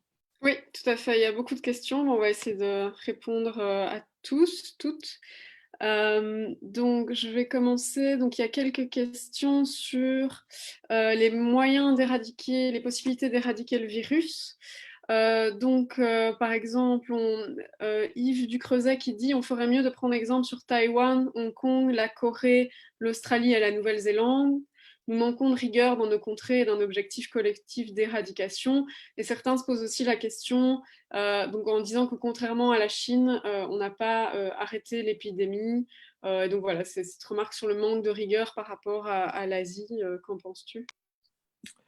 Je pense que c'est difficile, c'est pas toujours simple de transposer. Donc en fait, bon, l'Australie a réussi à avoir un niveau, mais c'est à l'issue d'un confinement extrêmement dur et très long et extrêmement sévère. Et donc, a-t-on les moyens de le faire? Est-ce que notre société est prête à accepter ce confinement aussi dur et aussi long? Je ne sais pas. Je n'ai pas de réponse à ça. Et les pays asiatiques, c'est difficile de transposer telles quelles des mesures qui se font dans des contextes culturels aussi différents. C'est-à-dire que j'ai beaucoup travaillé dans le contexte de la grippe aviaire avec la Chine et avec la Thaïlande, et c'est vrai que ce sont des sociétés où la place de l'individu, où l'individualisme est moins développé, donc où il y a une plus grande place du collectif, où l'acceptation sociétale de se mettre au service de la société, de mettre entre parenthèses ses aspirations individuelles pour le bien-être commun est beaucoup plus grande que chez nous. Donc, je ne sais pas si on pourrait arriver à la même chose. Alors, ça aurait des avantages, hein, c'est-à-dire qu'effectivement, si on arrive à diminuer la transmission à un niveau très très bas, c'est-à-dire que le nombre de cas qu'on identifie par jour se compte en quelques dizaines, mais on peut à ce moment-là se permettre, en termes de prévention, d'aller beaucoup, beaucoup plus loin, à la fois dans le suivi des chaînes de transmission, pour essayer vraiment d'identifier des événements de superpropagation, et vraiment faire une prévention qui soit beaucoup plus efficace, en fait. Donc, en fait, il y a une espèce de feedback, il y aurait une espèce de feedback positif à diminuer la transmission, parce que ça nous permet d'être de plus en plus efficaces. Et c'est en partie pour ça que dans le phénomène inverse, qu'on se fait dépasser, parce que plus la transmission augmente, plus notre capacité à mettre en œuvre la prévention et à prévenir les transmissions diminue, parce qu'on est de plus en plus débordé partout. Donc ça aurait du sens, mais ce n'est pas facile et ça nécessite vraiment un engagement politique extrêmement fort et tout secteur confondu. Et c'est vrai que c'est là que les choses peuvent peut-être sont peut-être difficiles en Belgique. Maintenant, je pense que le nouveau gouvernement m'a l'air quand même nettement plus déterminé que le précédent et en tous les cas est plus, jusqu'à présent, a une ligne qui est plus cohérente et plus lisible. Et on va voir comment les choses vont évoluer dans les prochaines semaines. Je vais relayer une question de Freddy Mathieu sur la sécurité sociale qui constate que dans cette pandémie et dans cette gestion calamiteuse de la pandémie, c'est la sécurité sociale tant décriée qui a permis de limiter les dégâts en dépit de toutes les coupes d'austérité qu'on lui a imposées ces dernières décennies. Quelles leçons en tirer pour le futur? Ça c'est clair. Hein, c'est-à-dire que enfin, moi, je pense que il faut absolument en tirer les leçons sur l'importance de l'ensemble des filets sociaux. Et on a vu qu'en fait, il y en a certains qui souffrent, qui ont souffert énormément. Donc, je pense que oui, pour moi, ça valide complètement l'importance de l'ensemble des filets sociaux qui sont en place autour de la santé. Non seulement autour de la santé, mais aussi autour de, en situation de pandémie, comment est-ce qu'on peut aider les gens à continuer à vivre, quoi. Et donc, rien n'est, c'est loin d'être idéal, mais il n'y a pas vraiment d'autre manière de faire. Et les pays qui ont enfin, on le voit, les États-Unis pour le moment, c'est vraiment un exemple à contrario, qui sont dans une situation très, très, très, très chaotique. Mais moi, il y a un élément, on n'a pas abordé la question de la mortalité, mais on paye quand même un très, très lourd tribut en termes de mortalité en Belgique par rapport à d'autres pays. Et je pense que ce que ça met en évidence en partie, c'est malgré tout, en fait, un état sanitaire assez mauvais de notre pays, préexistant par rapport à la pandémie, en termes on l'a dit, donc un des facteurs de risque qui fait évoluer vers des formes plus sévères, c'est la circulation d'autres maladies et de comorbidités. Et je pense que là, on n'a pas encore fait toutes les analyses rétrospectives qui permettent de l'établir, mais je ne serais pas surpris qu'on constate que, en fait, au final, une des raisons pour lesquelles on paye un tribut aussi lourd, c'est qu'en fait, il y a toute une partie de la population dans laquelle la santé est assez mauvaise. Et là, il y a à la fois des raisons structurelles, il y a des raisons d'histoire de politique de santé qui interviennent, des choses comme ça, et qui tout d'un coup, au travers d'une pandémie, se révèlent de façon très cruelle dans le bilan qu'on a apporté. On va essayer de te demander d'être le plus bref possible dans tes réponses. Les scientifiques, ils ont l'habitude de ça, pour qu'on puisse répondre au maximum d'interrogations. Fanny, à toi. Oui, donc c'est vrai qu'il y a beaucoup de questions, donc on ne pourra pas répondre à tout le monde. Malheureusement, on va essayer de regrouper et donc on ne prend plus de questions dans le chat. Je vois qu'il y a beaucoup de questions au niveau des écoles. Donc il y a notamment Alexandra Kollontai qui dit « Nous avons vu dans la presse que vous êtes pour l'ouverture des écoles. Que pensez-vous de la sécurité du personnel et des enseignants ?» Donc elle explique que dans son école, beaucoup d'enseignants sont tombés malades et certains assez gravement, et qu'elle a même une collègue en Grèce qui est décédée récemment. Et donc, que devons-nous revendiquer pour assurer notre sécurité dans les classes? Comment éviter que les écoles deviennent, elles, de nouveau foyers de propagation de la maladie? Donc là, bon, d'abord, c'est difficile de faire une réponse très brève là-dessus. Hein, je suis désolé. Parce que sinon, je fais des raccourcis et je n'ai pas envie d'en faire trop sur une question aussi sensible. C'est-à-dire que l'école, on sait que c'est un lieu, personne ne considère que l'école est un lieu dans lequel il n'y a pas de transmission. C'est-à-dire qu'on sait qu'il y a de la transmission dans les écoles, et la lecture qu'on en fait au niveau des données, c'est que ce n'est pas une transmission qui est supérieure à ce qui se passe en dehors. C'est-à-dire qu'on trouve, tant au niveau du corps professoral que des jeunes, des choses comme ça, des niveaux de circulation du virus qui sont analogues à ce qu'on trouve à l'extérieur de l'école. Donc, l'école ne serait pas une source d'infection qui déborderait sur le reste de la société, mais ce n'est pas non plus un lieu à l'abri de l'infection.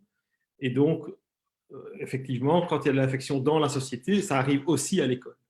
Et donc, effectivement, dans le milieu scolaire, il y a des profs qui sont infectés, comme il y a des tas de personnes qui ne travaillent pas dans les écoles qui se sont fait infecter aussi. Donc ça, c'est simplement un préalable. Donc, il ne faut pas s'étonner qu'il y ait des infections à l'école, des moments où les gens qui travaillent ont une vie en dehors de l'école aussi. Maintenant, sur les aspects spécifiques de la transmission en milieu scolaire, là, c'est vraiment chez les jeunes enfants, on commence à avoir des données qui montrent que la capacité à transmettre des jeunes enfants est vraisemblablement plus faible que la capacité à transmettre des adolescents ou adultes. Et ça se couple au fait que les jeunes enfants chez les jeunes enfants, les formes sévères sont extrêmement rares.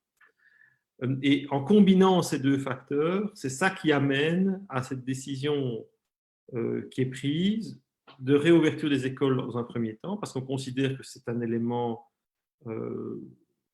essentiel au fonctionnement de la société et principalement par rapport aux enfants eux-mêmes, et parce qu'en fait, ils ne sont pas à risque eux-mêmes, et avec des mesures qui soient différenciées selon les âges, avec des mesures sanitaires qui sont de plus en plus strictes au fur et à mesure que les élèves sont plus âgés, pour justement limiter la contribution que peut avoir l'école à la transmission et pour limiter les risques d'infection du personnel. Voilà. Donc, c'est un...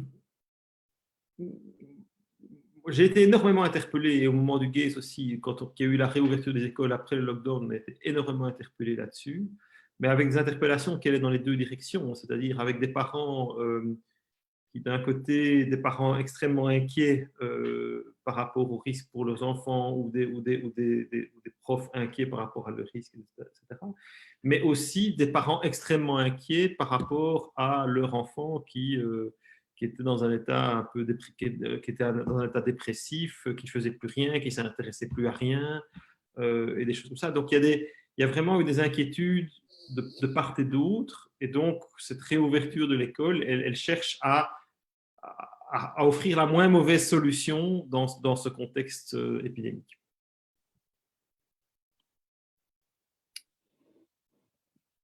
On n'a pas abordé spécifiquement la question de ce qui s'est passé dans les maisons de soins, les maisons de repos.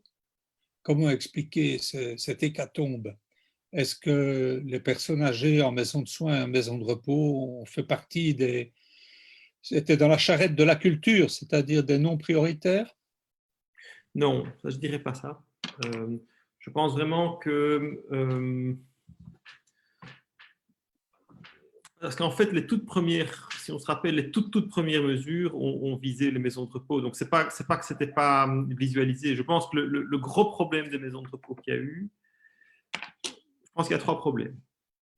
Il y a le problème des masques et des tests, qui ont été vraiment un instrument qui ont manqué terriblement durant la première vague, et que l'un et l'autre auraient permis d'éviter l'infection d'un certain nombre de maisons de repos. Mais ce qui est assez étonnant, c'est que même en l'absence de masques et de tests, il y a certaines maisons de repos qui ont été très très peu touchées et d'autres qui l'ont été très fort.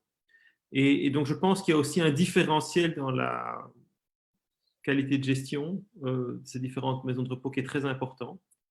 Et on le sait depuis assez longtemps, c'est devenu un marché aussi, hein, le marché des maisons de repos, avec des différentiels de qualité de prise en charge, de qualité organisationnelle, de qualité de soins qui sont assez importants. Et je pense tout simplement qu'il y avait une très très forte impréparation par rapport à ce que pouvait être une crise sanitaire ou une situation d'urgence, et qu'en fait, il y a vraiment eu une situation de panique dans les maisons de repos où plus personne ne savait comment faire, avec du personnel qui lui-même était terriblement inquiet. Il y a des gens qui sont décédés de déshydratation, qui ne sont pas décédés de Covid, parce qu'on était dans une situation où plus personne ne savait très bien comment gérer les choses. Donc il y a vraiment une situation un peu chaotique à ce niveau-là, combinaison d'impréparation, de différentiels de qualité de gestion entre les différentes maisons, de manque de protection d'équipement, de manque de dépistage systématique qui aurait pu empêcher que du personnel asymptomatique y travaille. Et c'est l'ensemble de tous ces éléments qui a amené à ce bilan assez dramatique qu'on a pu avoir dans la première vague. Et c'est vrai que jusqu'à présent, dans cette deuxième vague, on a aussi un certain nombre de décès et de cas dans les maisons de repos, mais qui sont dans des proportions beaucoup plus raisonnable par rapport à ce qu'on a eu dans la première vague. Il n'y a pas vraiment une épidémie presque qui s'est déroulée presque séparée, quoi, comme on a eu dans la première vague. Donc il y a plusieurs questions, donc remarques sur le vaccin ou les traitements possibles. Notamment, il y a une question sur le fait que le virus mute très rapidement. Et donc, est-ce que à ce moment-là, si le virus mute à ce point-là, est-ce que le vaccin sera vraiment efficace? Puis alors, il y a des questions aussi sur le fait que est-ce qu'il faut forcément un vaccin et pas d'autres remèdes? Il y a quelqu'un qui cite les corticoïdes. Et puis, il y a la fameuse chloroquine aussi qui est mise en avant, qu'apparemment Sonciano a sorti sur l'efficacité du traitement avant hospitalisation, 10% de mortalité en moins, et pourquoi avoir abandonné ce traitement? Bon, ça fait beaucoup de questions différentes. Donc, la première sur l'évolution du virus.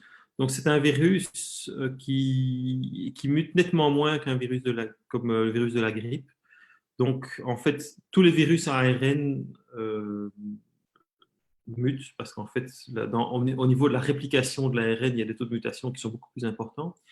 Et chez ce coronavirus, il y a un système de correction des erreurs qui fait qu'en fait, il y a une variation génétique qui se met en œuvre, mais qui est beaucoup plus lente que la variation génétique qu'on peut avoir chez des virus comme la grippe, par exemple. Donc, même s'il y a une fluctuation, une évolution, elle va se faire sur des périodes de temps qui vont être beaucoup plus longues. Donc, ce n'est pas une menace à court terme sur l'efficacité vaccinale. Et encore une fois, les inconnus qu'on a pour le moment sur la durée en fait, de l'immunité chez les personnes vaccinées sont en fait bien plus grandes que les inconnus sur l'effet de l'évolution du virus sur le maintien de l'efficacité de la vaccination. Ça, c'est sur la première question. Du côté des traitements, donc sur la question de la chloroquine, on a utilisé la chloroquine en Belgique et très tôt. Donc, durant la première vague, il y a beaucoup d'hôpitaux qui l'ont testé, qui l'ont utilisé et ils l'ont abandonné simplement parce qu'ils ont constaté de façon très empirique que par les différentes statistiques qu'ils faisaient sur les patients qui la recevaient et qui ne la recevaient pas, que ça n'améliorait que s'il y avait un effet, il était très faible. Donc le bénéfice était extrêmement limité. Au niveau des molécules qu'on utilise pour le moment principalement, c'est la dexaméthasone, qui effectivement permet de limiter, parmi les personnes qui font des formes sévères, celles qui vont faire les formes les plus graves qui nécessitent une admission à soins intensifs. Et ça, c'est la molécule principale qui est utilisée pour le moment. Il y a une question de Manu Baer qui rebondit sur ce que tu as dit, Marius, concernant l'état sanitaire de la population et du système de soins. Je la lis. La première ligne de soins était sous-investie depuis toujours. Un tiers des gens n'ont pas de médecin traitant à Bruxelles et beaucoup de patients mettent plusieurs jours à nous contacter.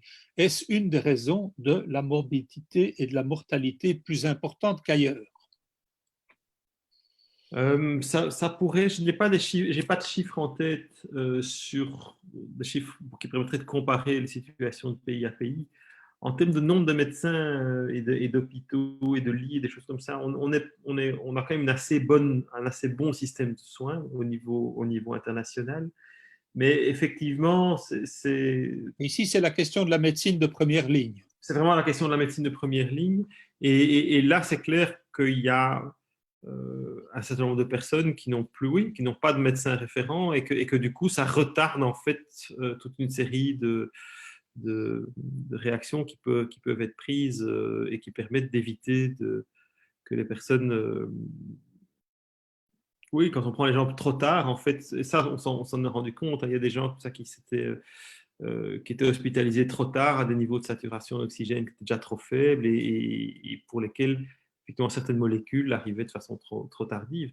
Donc, oui, je pense qu'effectivement, ça fait partie des choses, mais je pense plus que ça a une influence sur le fait qu'un certain nombre de personnes aient une santé qui se dégrade sans qu'ils le sachent ou sans en être tout à fait conscients, indépendamment du Covid, et du coup, deviennent des personnes plus vulnérables par rapport à une infection virale comme celle-là. Cette situation, si je peux me permettre, est aussi le résultat de politiques de santé qui ont désarmé la médecine de première ligne, et en particulier la ministre de la Santé que le monde entier nous a enviée. Oui, on est bien d'accord. On est bien d'accord et bon,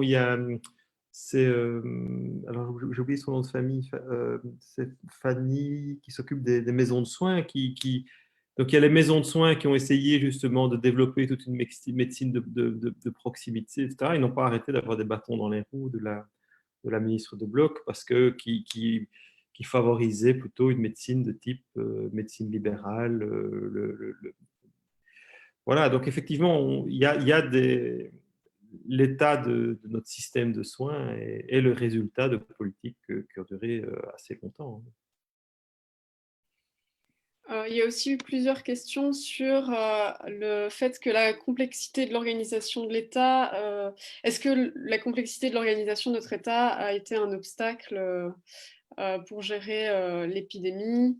Voilà, dans quelle mesure notre paysage institutionnel a impacté cette gestion? C'est clair. Je pense que c'est-à-dire, c'est pas tellement au niveau décisionnel. Je pense que entre les ministres eux-mêmes, la communication a plutôt été bonne et ils ont très vite mis en place des dispositifs qui leur permettaient de communiquer entre cabinets. C'est plus entre l'ensemble des différents organes qui composent la santé. Et donc, par exemple, il y a tout ce qui est la prévention et du ressort des régions. Et donc, maintenant, on a tout ce système de testing qui est éclaté entre le testing bruxellois, le testing wallon et le testing flamand.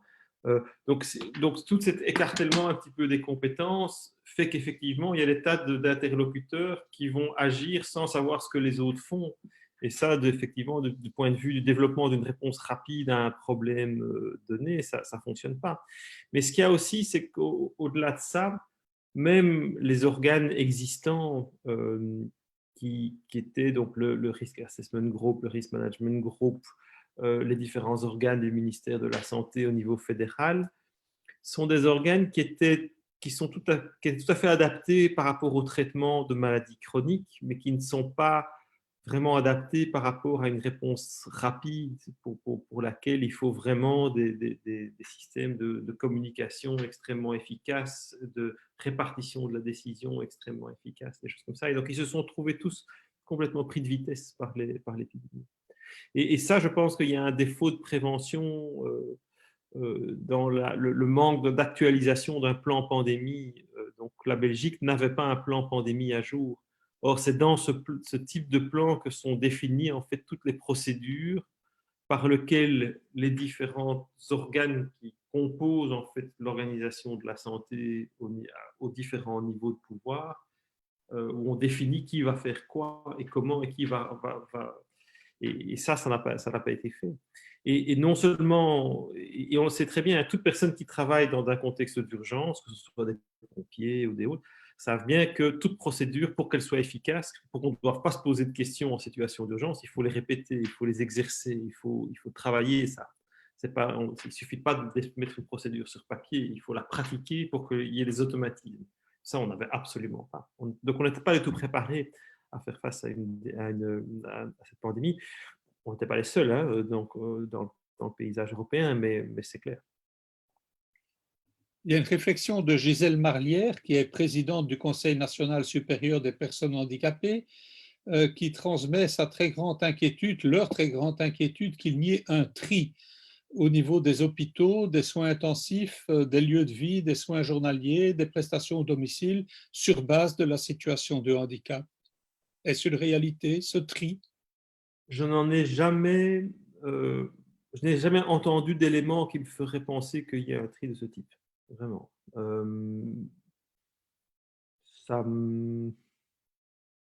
Vraiment pas à ma connaissance.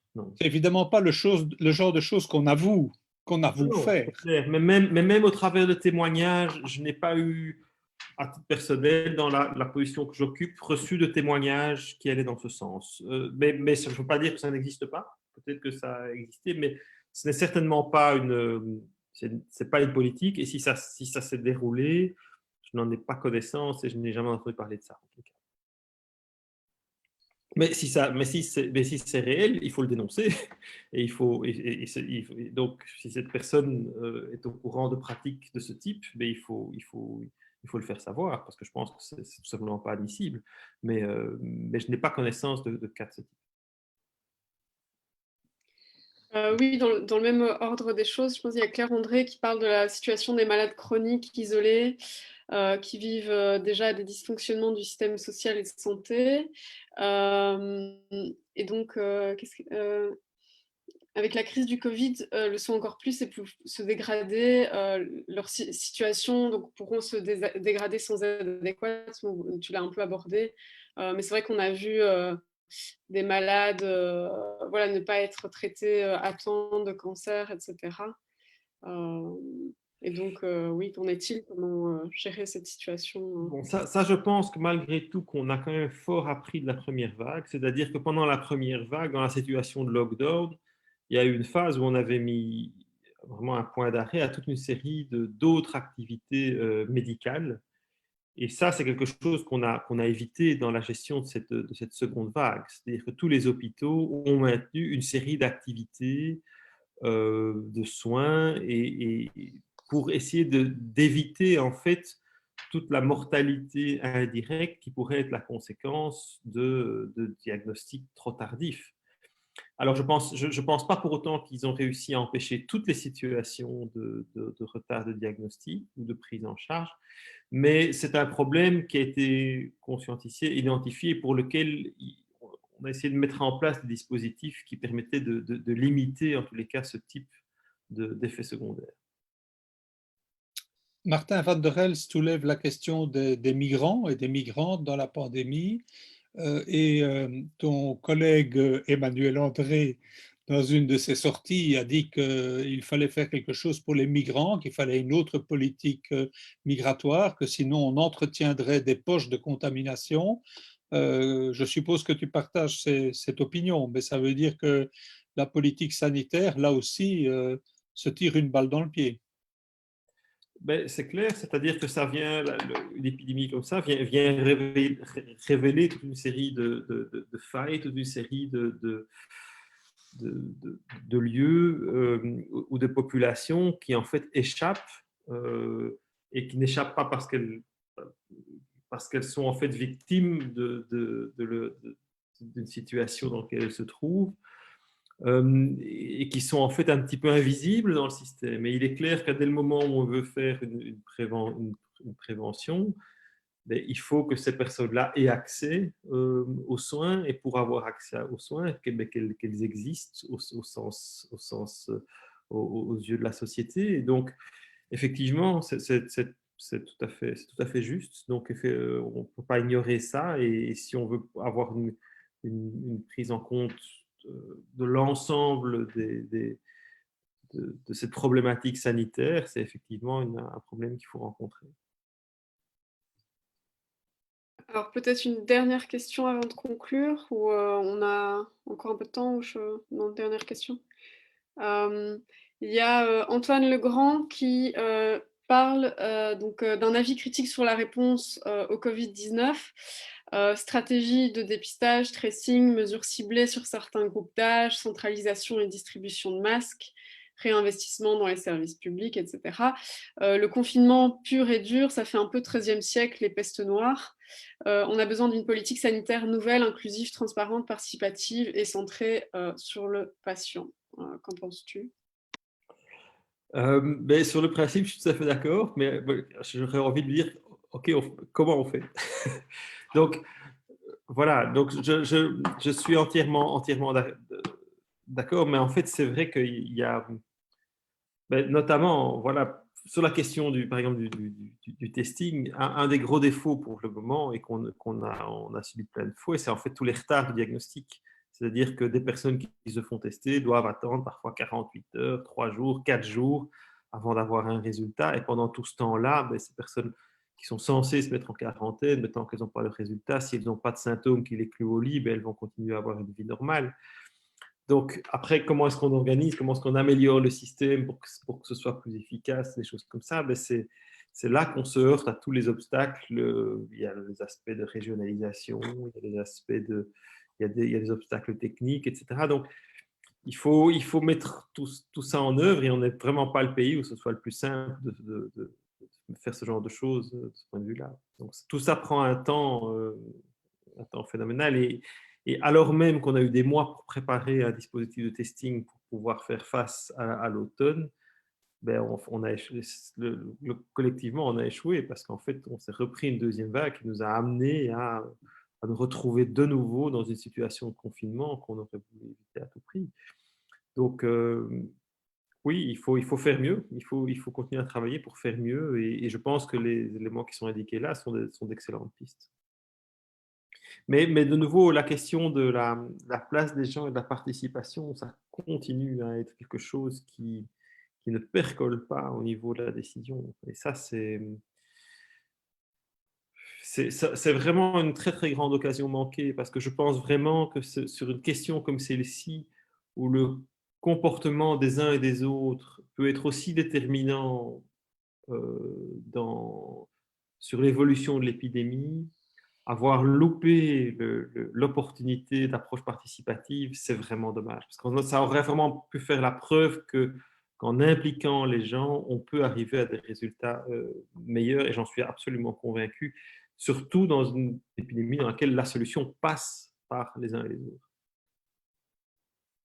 Peut-être avant de terminer, il y a eu plusieurs remarques sur l'impact très inégal du Covid en fonction des facteurs ethno-raciaux, ce qui est aussi en partie lié à la migration évidemment, mais pas que, parce qu'il y a beaucoup de personnes racisées aussi qui sont dans le travail de première ligne, hein, les personnes dans le nettoyage, les soins de santé, etc.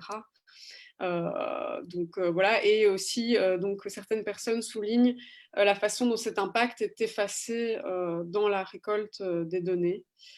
Je sais pas Oui, si... alors ça, c'est quelque chose, je pense, bon, j'ai répondu de façon incomplète par rapport à la profession, mais si quelqu'un avait osé demander qu'on récolte l'information sur la race ou l'ethnicité, ou comme ça, dans ce type de questionnaire, je pense que là, les oppositions auraient été encore plus massives. Donc, mais ceci dit, mais c'est juste, hein, à la fois, c'est vrai qu'il y a, tout le monde n'est pas le même. Et par exemple, un aspect dont on n'a absolument pas parlé, et on l'a vu très très fort dans la première vague, c'est la question du genre. Donc on voyait très très bien que dans la distribution d'âge, dans la distribution des cas par sexe et par âge, mais que dans les tranches d'âge jeunes, il y avait beaucoup plus de femmes positives que d'hommes positifs, et qui étaient liées justement à une exposition accrue au travers de toute une série de métiers où leur exposition était plus importante, et puis une forme d'inversion dans les sex ratios au niveau des personnes qui étaient hospitalisées, parce qu'en fait, les hommes sont un peu plus vulnérables. Enfin, voilà, donc il y avait vraiment des phénomènes, on pouvait voir ça dans les données, quoi. Tout à fait. Et c'est clair que sur ces questions-là, il y a sans doute des choses intéressantes qu'on aurait pu y voir, mais ça se heurte à des difficultés d'acceptation de récolte de données sur ces thèmes.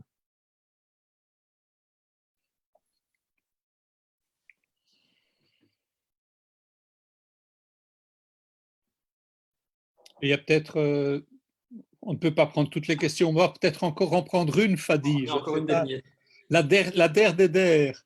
Il y a une question d'un internaute qui demande ton opinion sur ce que tout ça prépare pour le futur. Le type de politique sanitaire qui a été menée, qu'est-ce que ça dit, quels vont être les impacts combinés de la pandémie et de cette politique sur l'évolution de nos soins de santé, l'évolution de nos libertés, l'évolution du travail. Vaste question.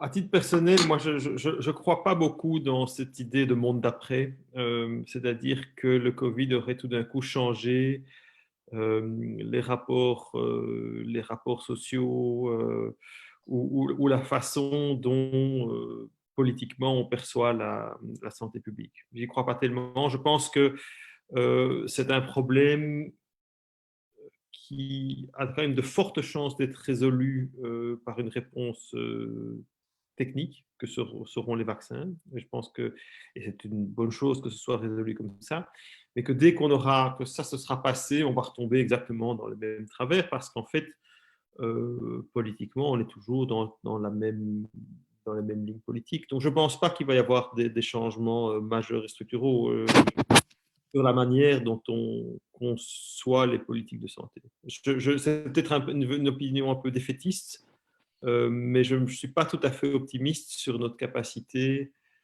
à tirer les leçons de cette pandémie sur les causes structurelles de celle-ci. Voilà. Mais à la fois, ceci dit, c'est entre nos mains de citoyens, d'une certaine manière. Mais quand je vois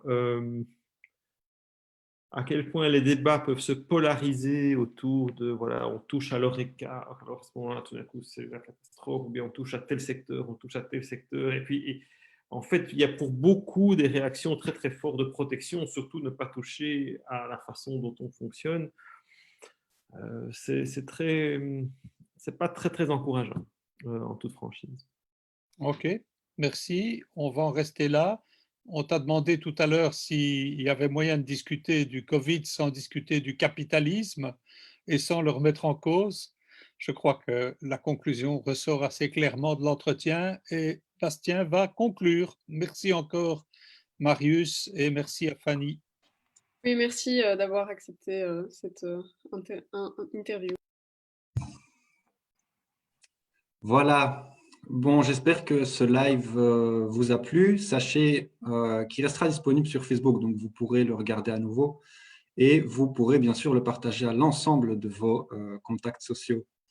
J'en profite pour remercier Fanny et Daniel pour la discussion et je me fais le relais de très nombreux commentaires qui ont été postés en dessous de la vidéo en remerciant chaleureusement Marius Gilbert pour son temps, pour sa présence, pour son honnêteté.